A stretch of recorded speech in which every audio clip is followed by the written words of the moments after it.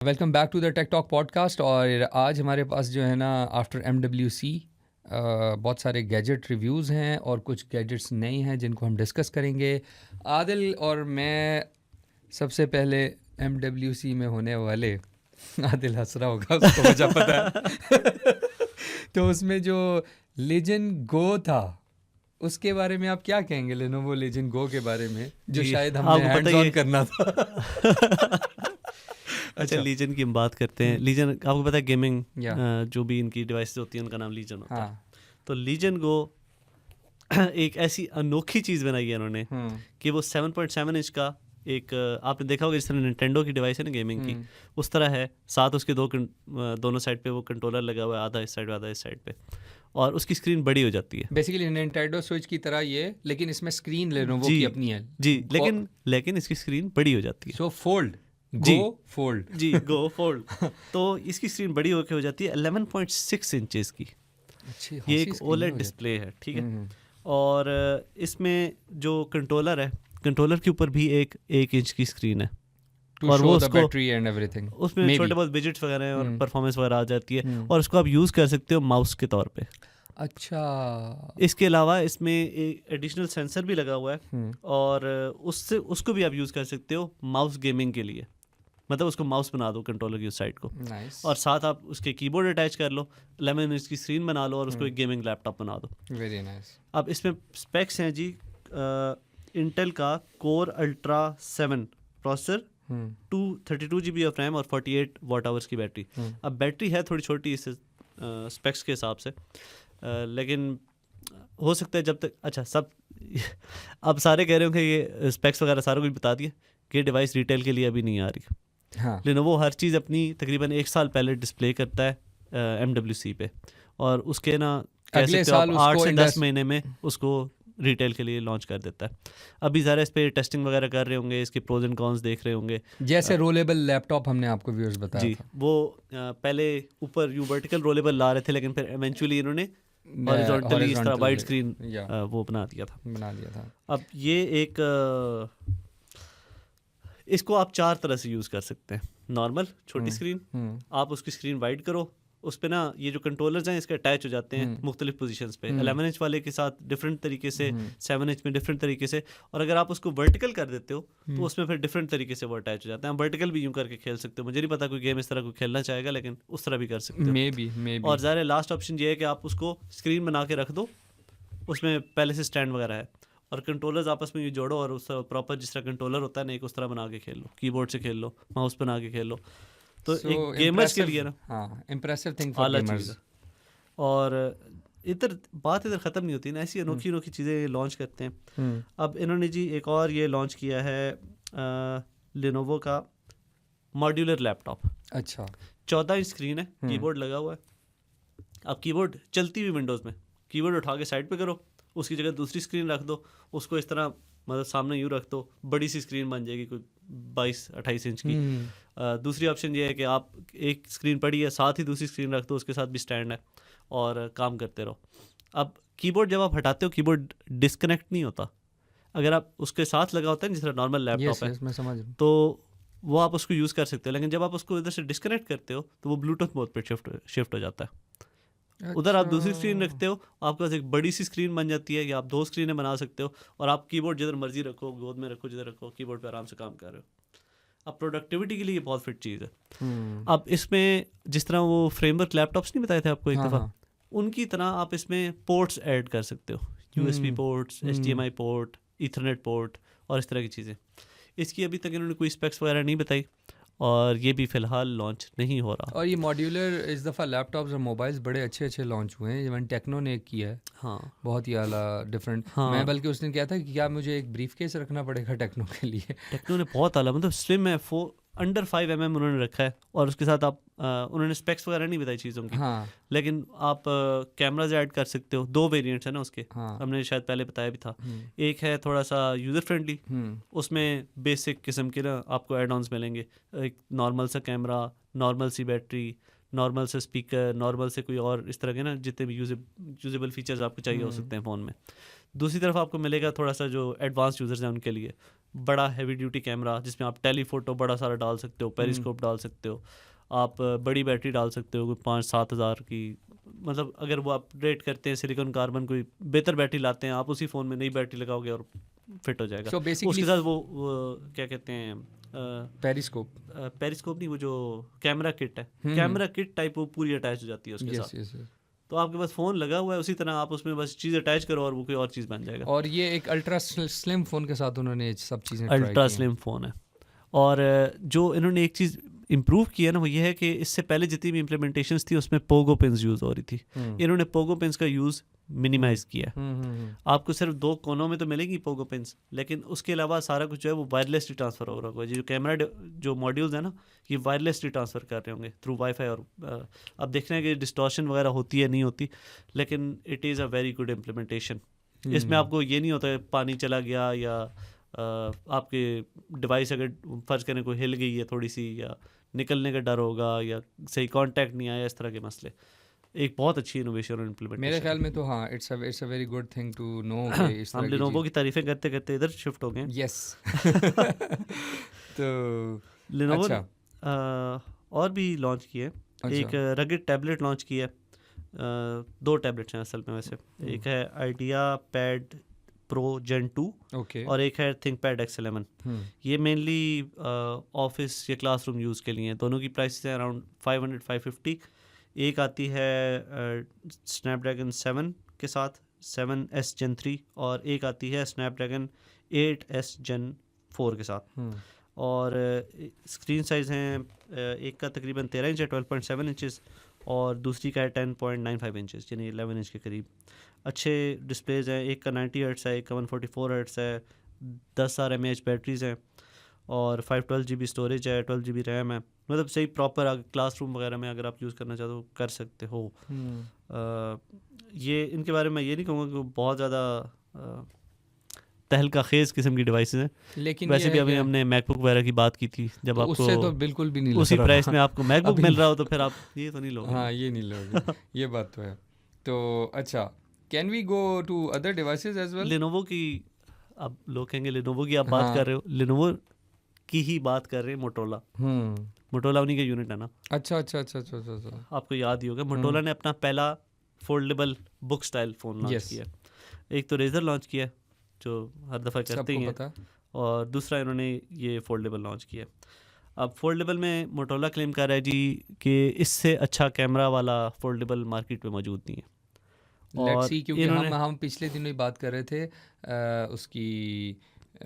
उसकी magic honour के foldable की, तो हम यही बात कर रहे थे कि उसका कैमरा भी अच्छा है और हमने यही सारी चीज़ें डिस्कस की थी। Let's talk about this. अब रेजर जो है वो फ्लैगशिप लेवल मतलब उसको हिट नहीं करता, उस प्राइस पॉइंट को हिट नहीं करता। ये फ्लैगशिप लेवल प्राइस पॉइंट जो बेस्ट ऑफ द बेस्ट है ना, जिस तरह सैमसंग है या बाकी हैं, उनके प्राइस पॉइंट को हिट कर रहा है।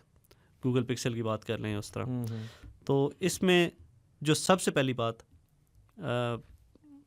स्क्रीन बहुत अच्छी है, 165 हर्ट्स, 8.1 इंचेस, 6200 निट्स ब्राइटनेस और स्लिम भी है काफ़ी ज़्यादा। फोल्ड करें तो अंडर 1 सेंटीमीटर है और ओपन करें तो 4.6 mm है। It's not a thinnest device around. अभी हमने देखा है इससे ज़्यादा स्लिम फ़ोन लॉन्च किया फोल्डेबल ऑनर ने। और अगर इंटरनल्स की बात करें, यहाँ पे असल बात आती है, आप फ्लैगशिप लेवल चीज़ लॉन्च कर रहे हैं लेकिन 8 Gen 5 के साथ। 8 Elite Gen 5 नहीं, 8 Gen 5। हाँ, ये थोड़ा सा डाउनग्रेड किया है ना। और फिर हम बात करें कैमरास की तो ठीक है, कैमरास 50 बड़े हैं, मेगापिक्सल 50 मेगापिक्सल है, OIS है, काफ़ी अच्छा सेंसर है, फिर अल्ट्रा वाइड का भी 50 है, लेकिन it's not the best camera around. मतलब अगर आपने कैमरा के लिए लेना है तो आप फिर ये फोल्डेबल तो नहीं लोगे ना। हाँ, इवन 6000 mAh बैटरी चलो समझ आ गई, 80 वाट वायरलेस चार्जिंग समझ आ गई, बट फिर प्राइस अराउंड $2300 जी, इट्स टू मच मेरे ख्याल से भी थोड़ा अब ज़्यादा इन्होंने नहीं हो DxO मार्क के साथ वो किया है कोलैबोरेशन, और उसमें ये कह रहे हैं कि हाईएस्ट DxO मार्क स्कोर है। I would not believe a DxO mark score. Why? क्योंकि it's not reliable organisation. DxO mark पे हम पहले भी शायद बात कर चुके हैं। DxO मार्क 2 बंदों की एक कमरे में बैठ के कंपनी है और ये कि मेरी हमारी कंपनी की तो नहीं बात हो रही नहीं, ये इससे भी बहुत छोटी कंपनी है। अच्छा, मेरा ये मतलब है मेरी तुम्हारी आप ये कोई। देख लें, इनके साथ जो भी कोलैबोरेशन करता है उनका चाहे हार्डवेयर जैसा भी हो, नंबर 1 पे पहुंच जाता है। ये पिछले कुछ साल जो है ना, काफ़ी सारे मैन्युफैक्चरर इनको यूज़ करते रहे, इसके लिए अच्छा, मोटोरोला को भी याद लेकिन है। यहाँ on contrary to this DxO mark पे सबसे ज़्यादा मैं हैरान होता हूँ, इट नेवर कम्स के एप्पल के कैमराज और उनकी चीज़ें टॉप पे आती, हमेशा हुआवे आ जाता है। जो भी इनके साथ कोलैबोरेट करता है कोलैबोरेट ना, करेगा। कोलैबोरेट करने का मतलब है कि इनको जो पैसे देता है वो नंबर 1 पे आ जाता है। Sometimes it's Sony as well. Sony बहुत पहले आया था बहुत पहले आया था जी, जब DxO मार्क के साथ कोई कोलैबोरेशन नहीं करता था। अच्छा जी, क्या बात। उसके बाद से फिर कोई नहीं आया। मैंने इनके इंडिविजुअल जाके एक एक कैमरा सैंपल देखे हैं, और जो मैंने इनके रिव्यूज़ देखे हैं जो जिन्होंने लिखे हुए थे, और जो कैमरा सैंपल से उनमें ज़मीन आसमान तो नहीं कहूँगा, लेकिन अच्छा खासा फ़र्क था। इनको वाजे जो होती है ना सैचुरेशन और नॉइज़ नज़र ही नहीं आता अगर आपको पे किया हुआ तो इस मैं तरह समझ गया। मैं DxO मार्क को कुछ नहीं मानता। It's not the best camera around. So हम it's बैटरी not- की बात करें, 6000 बैटरी है, लेकिन मैजिक V6 हमने देखा था 6600 बैटरी के साथ। मैं अभी भी कहूंगा वो बेस्ट फोल्डेबल बेस्ट फोल्डेबल है। और ऑनर फोल्डेबल सीरीज में बाइंग के लिए सोचा जा सकता है, बट अगेन मैं वेट कर रहा हूँ उसकी प्राइस का। प्राइस कम होगी, मैं एक्सपेक्ट कर रहा हूँ कम से कम इससे $1000 कम होगी। अच्छा अच्छा अच्छा। ऑनर जिस तरह अंडर कट कर रहा है ना सबको, हाँ बहुत ये डबल डिजिट ग्रोथ एवी नहीं है। हाँ, वो कहीं अगर $1,500 पे भी ले आए तो it's a very good. Cameras पे उनको काम करने की ज़रूरत है। उनके कैमराज अभी तक भी मार्केट में वो बेस्ट सेंसर यूज़ नहीं कर रहे, और उनकी जो AI और इस तरह की सर्विसेज हैं उसमें भी बैक है, उसमें भी पीछे हैं काफ़ी। पीछे हैं थोड़ा सा। और कैमरा देखिए बहुत मैच्योर हो चुके हैं। वीवो को देखें आप, खास तौर पे वीवो के भी हम बात भी करेंगे, बहुत मैच्योर हो चुके हैं ये। Xiaomi, वीवो, गूगल, सैमसंग, इनके बहुत मैच्योर तरीके हैं। सैमसंग का जिक्र हो ही रहा है तो हाँ, मुझे एक चीज़ याद आई, S26 अल्ट्रा में उन्होंने कैमरास चेंज किए। किस तरह? उन्होंने इनका एपर्चर जो है वो इंक्रीज़ किया। हाँ, तो उसकी वजह से लाइट ज़्यादा आती है, बेहतर क्वालिटी के इमेजेस होते हैं, और लो लाइट में बड़ी अच्छी परफॉर्मेंस हो सकती है उससे। और उन्होंने पेरिस्कोप नहीं डाला इस दफ़ा, जो एक चीज़ मेन अनाउंसमेंट पे भी रह गई थी। पेरिस्कोप की जगह उन्होंने टेलीफोटो यूज़ किया 5x वाला। तो उसका नुकसान ये है कि आप मैक्रो तस्वीरें नहीं ले सकते, मतलब उसका डिस्टेंस डबल हो चुका है। अब कोई 52 सेंटीमीटर्स तक हो डिस्टेंस, तब वो फोकस कर सकता है, इससे कम पे फोकस नहीं कर सकता। This is new news. लेकिन जो आप पोर्ट्रेट तस्वीरें लेते हो ना, या जो नॉर्मल तस्वीर भी लेते हो, उसमें जो बैकग्राउंड ब्लर आता है वो बहुत नेचुरल, बहुत अच्छा आता है। खासतौर पे जो बैकग्राउंड में लाइट्स होती हैं। पेरिस्कोप में वो अजीब सी स्क्वायर किस्म की चीज़ें बन जाती हैं, हाँ। और इसमें वो गोल गोल सा जो they basically done the thing के पोर्ट्रेट किसी तरह और बेटर हो जाए। जी, for this thing they did this जी। सो अच्छा, उसके अलावा मैं कह रहा था कि क्यों ना हम कुछ और ब्रांड्स पे चलें, या फिर हमें इसके अलावा भी कुछ डिस्कस करना है। हाँ, Xiaomi अपने कुछ पावर बैंक को रिकॉल कर रहे हैं कि फायर का रिस्क है। अभी तक किसी पावर बैंक को आग नहीं लगी। इनका जो 20,000 mAh वाला पावर बैंक था, जो तकरीबन 2 साल पहले इन्होंने लॉन्च किया था, या 2.5 साल पहले, उसमें कुछ डिवाइसेस में है। आप Xiaomi की वेबसाइट पे जाएं mi.com पे, और उस पर आप जाके चेक कर सकते हैं कि आपकी डिवाइस क्या रिकॉल में शामिल है या नहीं। और हम बात करना चाहेंगे डिवाइसेस में टेक्नो पे या इन्फिनिक्स पे बात करें? आई थिंक टेक्नो पे तो की थी, वो भी कर लेते हैं। इन्फिनिक्स की मैं थोड़ी सी बात करना चाह रहा था कि इन्फिनिक्स नोट 60 अल्ट्रा लॉन्च हुआ है जी, और बड़ी अजीब सी बात है कि मैं अगर इसको स्टार्ट करूँ ना इसकी बात से, तो इसको ना 2-3 चीज़ें अजीब सी मुझे लगी, लेकिन that is very good thing to notice के नोट 60 अल्ट्रा उन्होंने निकाला है, जो कि वो थोड़ा सा हाई एंड फ़ोन कह रहे हैं, बट उसमें 2 मज़े की चीज़ें हैं जो इंडस्ट्री में पहले कभी नहीं हुई। आईफोन में आपको याद होगा कि इमरजेंसी कॉलिंग थी सैटेलाइट, लेकिन वो कॉलिंग नहीं थी, basically that was the text message, emergency text थे, इमरजेंसी और टेक्स्ट, व्हाट्सएप कॉलिंग डाली थी। हाँ, किसने डाली थी? सैमसंग, आई थिंक किसी ने डाली थी, लेकिन जो एक होती है ना गूगल ने डाली थी। हाँ, लेकिन जो आप अगर कहो ना कि प्रॉपरली कॉल जी from a satellite phone, satellite connection, जी, वो सिर्फ और सिर्फ ये इंडस्ट्री में पहले चले गए इन्फिनिक्स नोट 60 अल्ट्रा के थ्रू।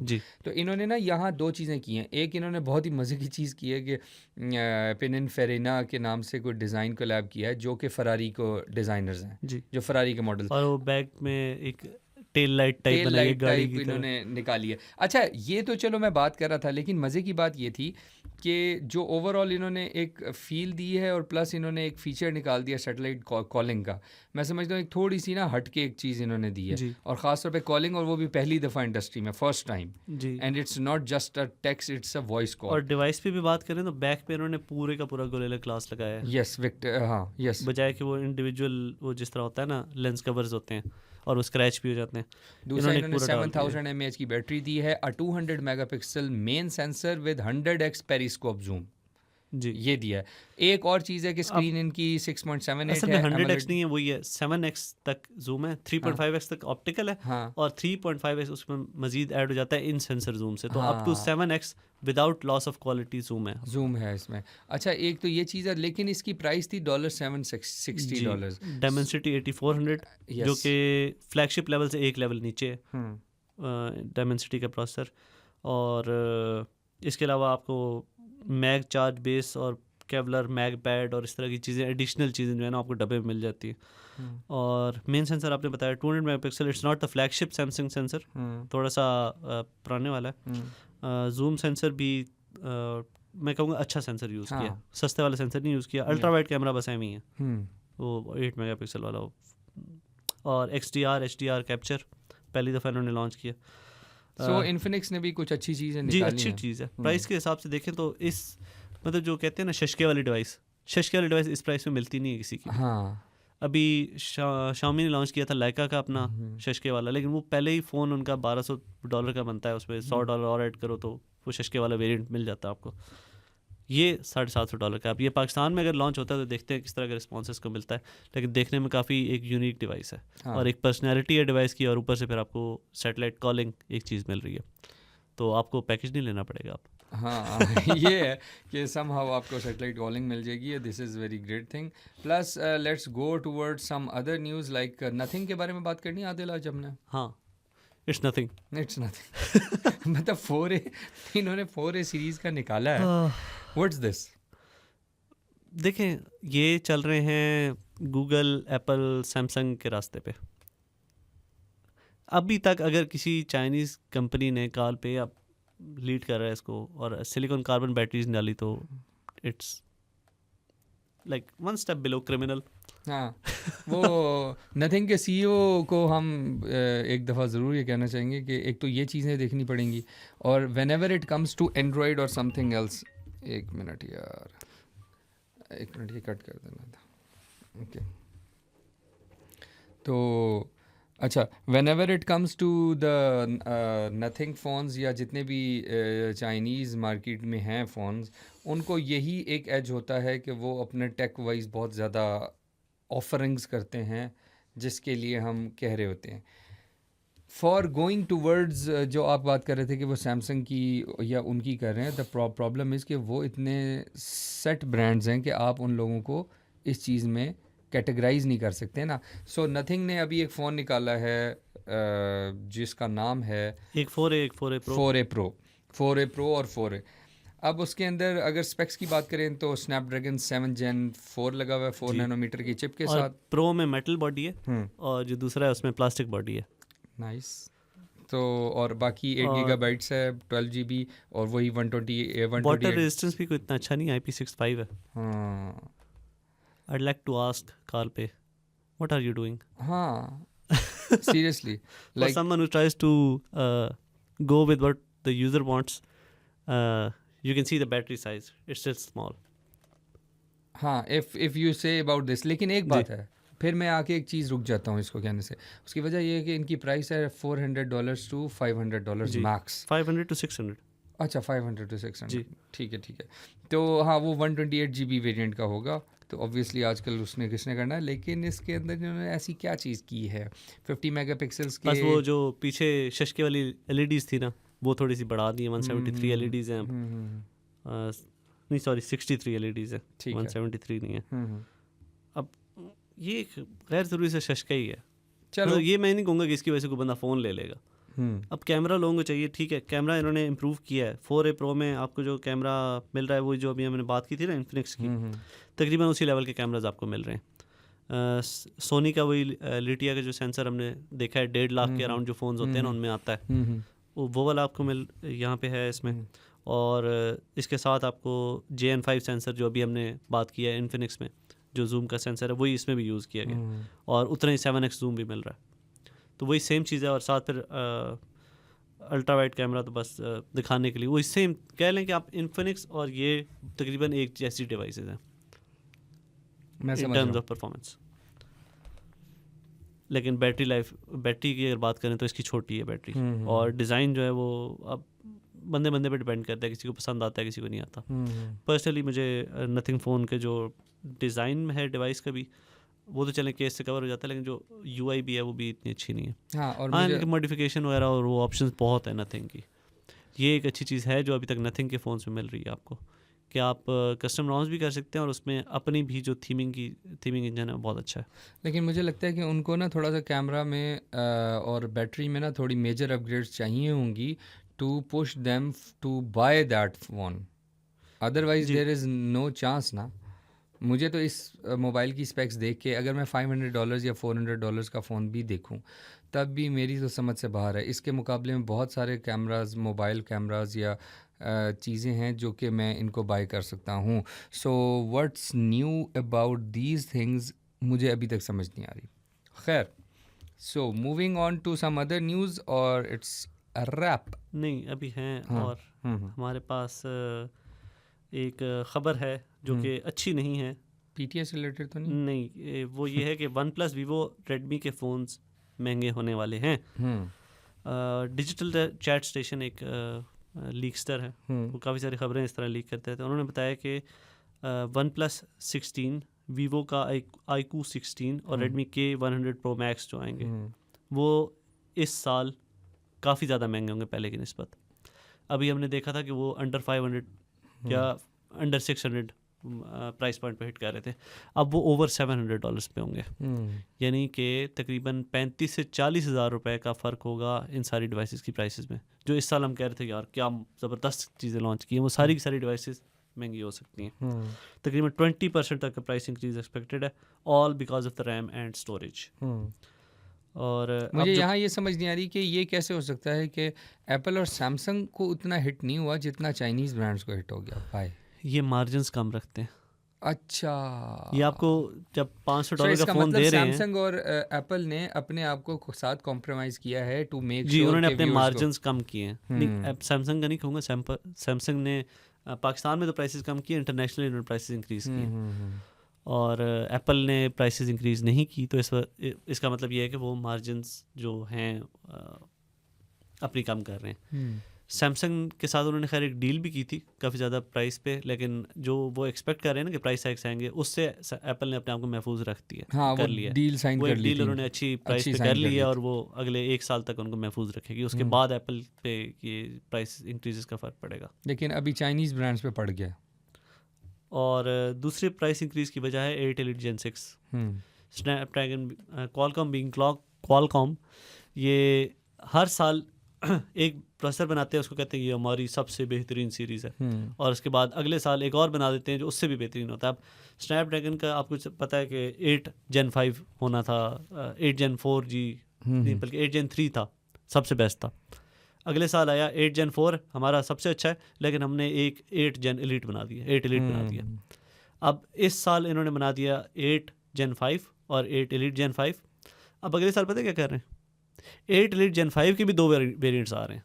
अच्छा, एक Elite होगा, फंबल हो गया, मैक्स होगा, और एक जो नॉर्मल है ना 8 Elite होगा नॉर्मल। तो अब इनके 3 फ्लैगशिप प्रोसेसर्स होंगे। तो जो अगला प्रोसेसर होगा ना ये 8 Elite Gen 5 6 Max, उसकी प्राइस मज़ीद ज़्यादा होगी। Gen 6 होगा वो? जी, Gen 6 Max होगा। अच्छा। तो प्रो मैक्स Elite सारा कुछ इकट्ठा होगा, और इतनी लंबी प्राइस होगी। और इससे अगले साल मैं आपको लिख के देता हूँ कि अपनी नेमिंग स्कीम चेंज कर देंगे ताकि इस कन्फ्यूजन से निकलें। हाँ, ये इनकी एक स्ट्रेटजी है, ये पता नहीं क्या है, या इनके जो मार्केटिंग में बैठे हैं वो अजीब लोग हैं। ये हर साल एक मतलब हर कुछ साल बाद एक नेमिंग स्कीम बनाते हैं, उसको फॉलो करते हैं 2 साल तक, तीसरे साल उसमें कोई चेंजेस करते हैं उल्टे सीधे, चौथे साल वो कंफ्यूजिंग हो जाता है, 5वें साल ये उसको जीरो से शुरू कर सकते हैं। रिफ्रेश कर देते हैं और कहते हैं बिल्कुल नए प्रोसेसर हमारे, बहुत बेहतर प्रोसेसर, असल में वो पिछले जैसे ही होते हैं। और वो उसका नाम वो आई थिंक स्नैपड्रैगन के बजाय ड्रैगन चेंज कर देंगे इस दफा, मुझे लग रहा है अगर वो चेंज स्नैपड्रैगन नहीं चेंज करते, वो मुझे पता है क्योंकि अगला जो ब्रांड पार्ट है है ना उनका इसका वो चेंज कर देते हैं। अब देखें कि ये 8 एलीट जेन 6 तक तो आएगा, उसके बाद क्या करते हैं? कोई और अजूबा किस्म का नाम एक्सपेक्ट हाँ, करें? उसके बाद आ जाएगा कि 8 एलीट जेन जी। चलो लेट्स सी। हाँ, अभी एक टेक्नो का फ़ोन रह गया। टेक्नो के फ़ोन जी, कैमॉन। अब इसका नाम जो है ना वो लोगों को कन्फ्यूजन होती है। It's not come on, it's cam on. Cam on कह सकते हैं या कैमन कह सकते हाँ, हैं? मेरे ख्याल से उन्होंने कैमरा ऑन को शॉर्ट करके कैम ऑन कैम बनाया ऑन, था। हाँ तो उसका 50 अल्ट्रा 5G आया है, okay. 3x zoom, military certification, 6.8 inch, 144 hertz, और MediaTek 7400, 12 GB RAM, 256 GB storage, 50 megapixel का मेन कैमरा, 50 मेगापिक्सल का टेलीफोटो विद 3x जूम, और 8 मेगापिक्सल का अल्ट्रा वाइड, और 6500 battery, and we don't have a price yet. Okay. और इसके साथ इन्होंने लॉन्च की थी एक वॉच, एक टैबलेट, और एक साथ और क्या चीज़ लॉन्च की थी जी, ईयरबड्स।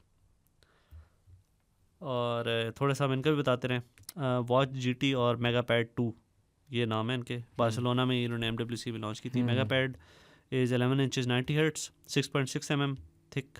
और वॉच GT जो है वो टेक्नो की फ्लैगशिप स्मार्ट वॉच है, और 15 दिन की बैटरी लाइफ है। और जो आपने देखा होगा कि GT Huawei की होती है ना, या सैमसंग की, अगर मतलब जिसकी भी आपने GT देखी होगी, या जो सबसे हाई एंड प्रो वेरिएंट होता है वॉच का, वो थोड़ा सा बल्की टाइप होता है, उसी तरह की वॉच है ये भी। ठीक है।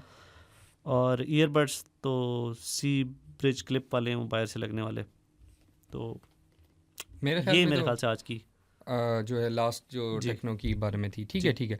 इसके अलावा ये है कि ओवरऑल हम देखते हैं कि इसके अलावा हम अगली एपिसोड में ना देखेंगे कि जिन फ़ोन्स की ज़रा प्राइस रिवील हुई है ना, तो उससे हमें आइडिया होगा, so that we can relate it to कि आज ये जो कि आगे ये प्राइस यूजेबल है कि नहीं। हाँ ये है एलिजिबल है कि भी नहीं। प्लस हम गैजेट में आपको ये भी करके दिखाएंगे कि शुड यू बाय और यू शुड नॉट, बट उसके लिए हमें प्राइसेस का पता होना ज़रूरी है। सो आई थिंक इट्स रैप। हाँ, बस एक चीज़ मैं थोड़ी सी ऐड हाँ, करना चाहूँगा। हाँ।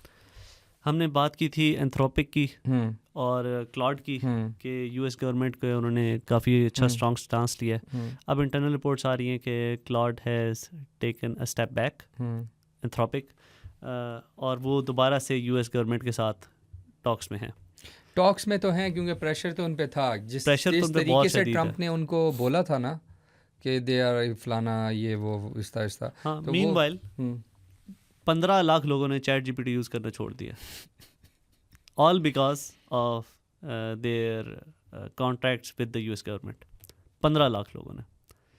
और जो हमने वीडियो भी बनाई थी कि उसमें यही कहा था कि चैट GPT यूज़ करने से बेहतर है फिर हम क्लाउड यूज़ कर लेंगे। उसका उन्होंने एक स्टांस तो लिया, लेकिन एक बात मैं बता दूं, और लोग उस टाइम क्लाउड की तरफ शिफ्ट हो रहे हैं इसकी लेकिन वजह एक से। बात मैं आपको बता रहा था कि बड़ा ही कंफ्यूजिंग है कि कौन सा सॉफ्टवेयर कहाँ यूज़ हुआ है, कब हुआ है AI, क्योंकि एक लिहाज से दोनों यही कह रहे हैं, इवन चैट GPT भी यही कह रहा है कि हमने वो 2 क्लॉज छोड़ के बाकी चीज़ें की हैं, वो डीप वेपनाइजेशन और मैस सर्वेलेंस। अगर मैस सर्वेलेंस और वो ये नहीं कर रहे, मैं आपको गारंटी देता हूँ कि ये दोनों जो हैं ये क्लॉज जितने मर्जी कर लें, व्हेन इट कम्स टू अगर अदर LLM मॉडल्स, तो ये उनकी पूरी की पूरी सर्विसेज उठाते हैं और नो वन नोज कि वो कितनी एक्सेस दे रहे हैं। ओपन तो अगर देखा जाए, AI जो भी पैसे कमा रहा है कंज्यूमर से नहीं कमा रहा, वो इधर से कमा रहा है, डिपार्टमेंट ऑफ वॉर से कमा रहा है। यस, यूएस का जो डिपार्टमेंट लेकिन ऑफ वॉर तुम्हें नहीं लगता कि एंथ्रोपिक कब तक सर्वाइव करेगा? एंथ्रोपिक को भी तो वही चाहिए ना, उनका तो बंद हो जाएगा फिर, अगर जितनी इन्वेस्टमेंट उन्होंने भी की है। एंथ्रोपिक अभी भी इस साल एक्सपेक्टेड है ना कि वो जितनी भी AI कंपनीज है सबसे ज़्यादा रेवेन्यू कमाएगा। और वो रेवेन्यू किस तरह कमाएगा? क्योंकि उनकी यूज़र बेस, जो पेइंग यूज़र बेस है, वो सबसे ज़्यादा है। उसकी वजह डेवलपर्स हैं, प्रोफेशनल्स, और वो सारे के सारे इनको पे करके यूज़ कर रहे हैं इनकी सर्विसेज। इस वजह से ओपन AI से पहले ही एक्सपेक्टेड था कि ये ज़्यादा कमाएंगे। और ये वो वाहिद, जब आप इतना रेवेन्यू कमा रहे हो, उसके बाद फिर आपने एक स्टांस लिया जिसकी वजह से 15 लाख बंदा चैट GPT छोड़ के प्रॉबली लाइकली क्लाउड की तरफ शिफ्ट हुआ। यस, अब उस स्टांस पे इनको रहना चाहिए और मेरे ख्याल से इनको काफ़ी फ़ायदा हो सकता है।